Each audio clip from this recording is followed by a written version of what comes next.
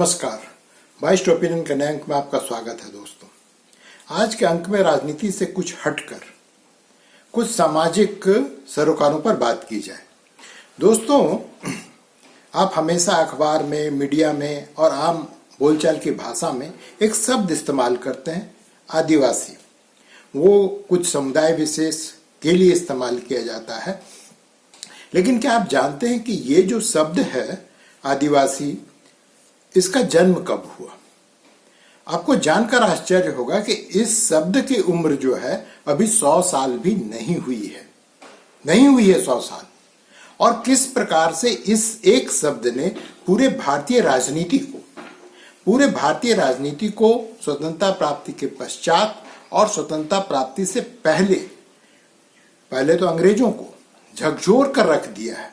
तो आइए जानते हैं आज इसी शब्द का इतिहास और जानने की कोशिश करते हैं कि इसका जो है इस शब्द की प्रासंगिकता आधुनिक समय में, आज के समय में, वर्तमान में कितनी ज्यादा है। तो दोस्तों, वीडियो में आगे बढ़ें उससे पहले, जैसा कि मैं पहले भी कहता आया हूं कि अगर आपने अब तक इस चैनल को सब्सक्राइब नहीं किया है तो सब्सक्राइब कर लीजिए, वीडियो अंत तक देखिए। वीडियो अच्छा लगे तो लाइक बटन दबा दीजिए, कमेंट कीजिए और जितना हो सके दोस्तों के साथ में शेयर कीजिए। चलिए चलते हैं आज के वीडियो पर।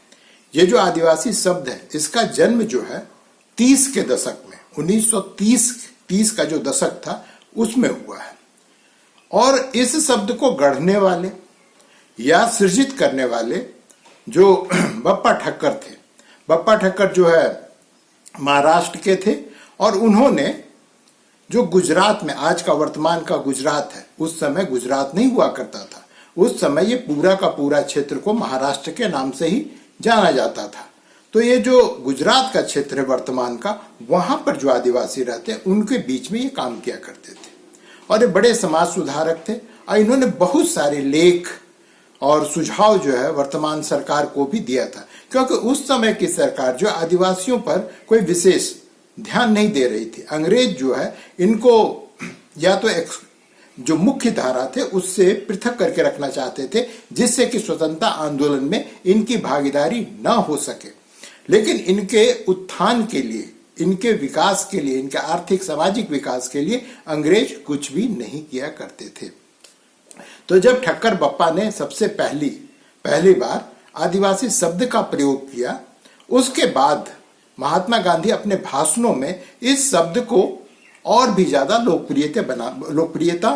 इस शब्द को प्रदान करना प्रारंभ किया, क्योंकि वो अपने भाषणों में जब भी वो आदिवासी बहुल क्षेत्र में जाते थे तो आदिवासी शब्द का प्रयोग करने लगे। अब प्रश्न उठता है कि जिन समुदायों को आज के तारीख में आप आदिवासी कहकर संबोधित करते हैं, उससे पहले, ठक्कर बप्पा से पहले, आखिर इसके जगह पे किसी न किसी शब्द का इस्तेमाल किया जाता होगा। जब अब अंग्रेजों के डॉक्यूमेंट्स जो है, जो उनके दस्तावेज हैं, कागजात हैं, प्रशासनिक जो भी कागजात हैं उपलब्ध हैं, उन सब में जो है इस समुदाय को जो है, खास करके झारखंड के संदर्भ में मैं बात कर रहा हूं, तो उनको कोल कहकर उद्धृत किया गया है। या फिर जो इसमें आज के तारीख में तो कम से कम 700 से ज्यादा समुदाय हैं जिनको हम आदिवासी कहते हैं। तो उसमें जो ये 700 अलग अलग समुदाय, तो कहीं कहीं पे वो मुंडा शब्द का इस्तेमाल करते हैं, कहीं पे लड़ाका हो शब्द का इस्तेमाल करते हैं, कहीं पे उड़ाव शब्द का इस्तेमाल करते हैं, गौंड शब्द का इस्तेमाल करते हैं। ये जो समुदाय को संबोधित करते हैं उनके नाम से उनको संबोधित करते हैं। लेकिन इस पूरे समूह को कभी भी अंग्रेजों ने आदिवासी नहीं कहा, हमेशा उनको कोल कहकर संबोधित किया जाता था अंग्रेजों के दस्तावेज में। अब मजेदार बात दोस्तों ये है कि कोल शब्द जो है वो कोई बहुत ही ज्यादा, जिसको कहते हैं कि सम्मानजनक शब्द नहीं हुआ करता था। ये कहीं ना कहीं डेरोगेटरी शब्द है, अपमान सूचक शब्द है, और जिसका इस्तेमाल अंग्रेज धरले से यहाँ पर इन समुदायों के लिए किया करते थे। तो ठक्कर बप्पा ने आदिवासी शब्द को क्वाइन करके, आदिवासी शब्द को गढ़कर, आदिवासी शब्द को सृजित करके कहीं ना कहीं इन समुदायों को सम्मान देने की कोशिश की। अब प्रश्न उठता है कि ये आदिवासी शब्द जो है ये कहां से आया है? आदिवासी शब्द दोस्तों संस्कृत भाषा है उससे कहीं ना कहीं ये लिया गया है। और ये दो शब्दों को जोड़ करके आदि इसका मतलब होता है कि अर्लियर या सबसे पहले, और वासी रहने वाले। तो इस पूरे शब्द को अगर आप मोटा मोटा अगर समझने की कोशिश करें तो इस शब्द का अर्थ होता है सबसे पहले आकर के उस स्थान विशेष पर निवास करने वाले। तो ये तो बात हुई बप्पा ठक्कर की, जिन्होंने इस शब्द को सबसे पहले सृजित किया। अब यहां पे एक और भी चीज मैं आपको बता दूं कि जब देश आजाद हुआ तब भी संविधान में कहीं भी आदिवासी शब्द का इस्तेमाल नहीं किया गया है। हालांकि ये अलग बात है कि 1936 में 1936 में, जैसे अभी आप देखते होंगे ऑक्सफोर्ड डिक्शनरी, कैम्ब्रिज डिक्शनरी, उसी तरह से एक पास्कल डिक्शनरी हुआ करता है। पास्कल डिक्शनरी ने 1936 में आदिवासी शब्द को अपने जो शब्दकोश है उसमें शामिल कर लिया था। लेकिन आजादी के बाद जब संविधान का निर्माण हुआ तो उसमें कहीं भी आदिवासी शब्द का प्रयोग नहीं किया गया है। इसके स्थान पर उसमें जो है अनुसूचित जनजाति शब्द का इस्तेमाल किया है, शेड्यूल्ड ट्राइब्स शब्द का इस्तेमाल किया गया है। और इसमें ये शेड्यूल्ड ट्राइब होते कौन है? ये राष्ट्रपति के पास में अधिकार है, वो आर्टिकल 341 के तहत जो है किसी भी समुदाय को जो है शेड्यूल्ड ट्राइब में शामिल कर सकते हैं। तो ये एक तरह से संवैधानिक शब्दावली है, और आदिवासी शब्द को जो उसको मिलना चाहिए था वो स्थान कम से कम जो है संवैधानिक जो भाषा है या संवैधानिक स्थिति है उसमें कहीं भी प्राप्त नहीं थी। लेकिन 2011 में मार्कंडे काटजू के बेंच ने एक फैसला लिया। दरअसल हुआ यह था कि दोस्तों, आपको याद होगा मणिपुर में मणिपुर नहीं, आसाम में एक लड़की को जो है नंगा करके भीड़ ने दौड़ाया था। कारण जो भी था, तो उस लड़की का केस मामला जब सुप्रीम कोर्ट में पहुंचा तो सुप्रीम कोर्ट के जो जज थे मार्कंडे काटजू, जो इस मामले की सुनवाई कर रहे थे, उन्होंने पहली बार आदिवासी शब्द को जो जुडिशियल प्रोसेस है या जुडिशियल लैंग्वेज है उसमें उन्होंने इसको शामिल किया। तो आज के तारीख में संविधान में भले ही आदिवासी शब्द का कहीं उल्लेख नहीं है, लेकिन जो जुडिशियल, जो न्यायिक प्रक्रिया है या जो न्यायिक शब्दावली है उसमें जो है आदिवासी शब्द को शामिल कर लिया गया है। और इसका श्रेय जो है जस्टिस मार्कंडे काटजू को दिया जाना चाहिए कि उन्होंने इसे कंसीडर किया और शामिल किया। तो ये तो बात रही दोस्तों आदिवासी शब्द की उत्पत्ति की। ठक्कर बप्पा जो है वो गढ़ के चले गए। उसके बाद में इस शब्द को लोकप्रिय बनाने में जहां महात्मा गांधी का योगदान है, उससे कहीं ज्यादा मैं महात्मा गांधी की बात कर रहा हूं, उससे कहीं ज्यादा झारखंड के जो उस समय के एक्टिविस्ट हुआ करते थे, कार्यकर्ता हुआ करते थे, समाज सुधारक हुआ करते थे, समाज सेवी हुआ करते थे, उन्होंने इस शब्द का इतना ज्यादा इस्तेमाल किया कि आदिवासी शब्द आज के तारीख में मुख्य धारा के शब्दावली में शामिल हो चुका है। उसको जरूरत नहीं है कि उसको आप संविधान में शामिल कीजिए या ना कीजिए, क्योंकि ये कबीर के दोहों की तरह है। वो कहीं पे लिखा हुआ किसी कागज में कबीरदास बैठ के लिखा नहीं करते थे, वो लोगों की जुबान पे चढ़ गया था।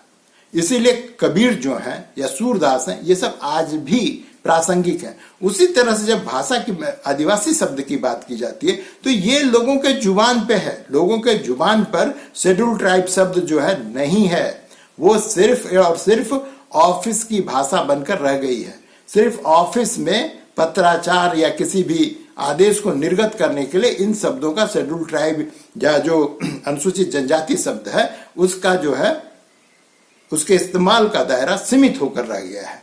नहीं तो सब कोई लोकप्रिय भाषा में सब कोई जो है इन समुदायों को, जिनकी संख्या आज के तारीख में भारत में 700 से ज्यादा है, 200 से 300 बोलियां इनके पास में है।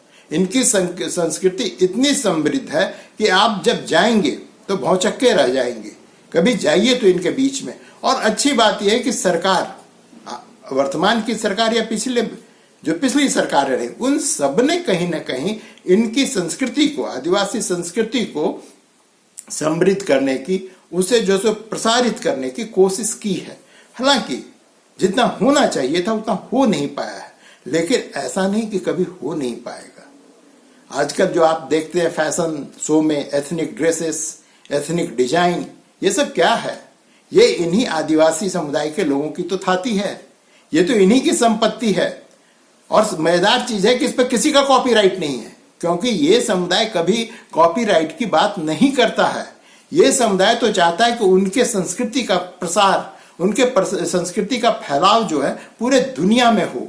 और जब इनकी संस्कृति, इनकी भाषा, सबका फैलाव पूरे दुनिया में होगा तो आदिवासी शब्द को आप किसी मुट्ठी में बांध कर नहीं रख सकते। आदिवासी शब्द तो अपने आप ही फैलता चला जाएगा, और इतना फैलेगा कि अब सोचिए ना कि आप जो सो कई जगहों पे अभी सिर्फ एथनिक कम्युनिटी, एथनिक इस्तेमाल करती है। इंग्लिश का शब्द है भाई। ये पूर्ण रूप से जो भारत के आदिवासी समुदाय हैं उनको जो पूर्ण रूप से वो ना तो परिभाषित करता है और ना तो रिप्रेजेंट करता है।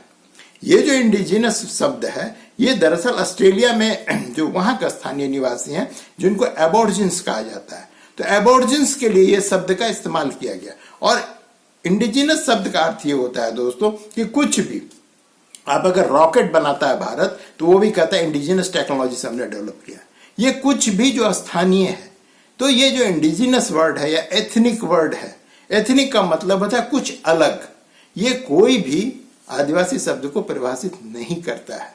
तो दोस्तों, अगर आप आदिवासी लोगों के बीच में रहते हैं तो उनको सम्मान से देखिए, उनकी भाषा, उनकी संस्कृति, सबको सम्मानित कीजिए, क्योंकि इसी से भारत का विकास होगा। अगर आदिवासी अगर पीछे रह जाएगा आर्थिक सामाजिक रूप से, तो क्या भारत समृद्ध हो पाएगा? या आप किसी एक संस्कृति को मार करके भारत को, जो कहते हैं अनेकता में एकता, ये शब्द आप कह पाएंगे? तो दोस्तों, आज के अंक में बस इतना ही। अच्छा लगा हो तो दोस्तों के बीच शेयर कीजिएगा। मिलते हैं अगले अंक में, तब तक के लिए आज्ञा दीजिए। नमस्कार।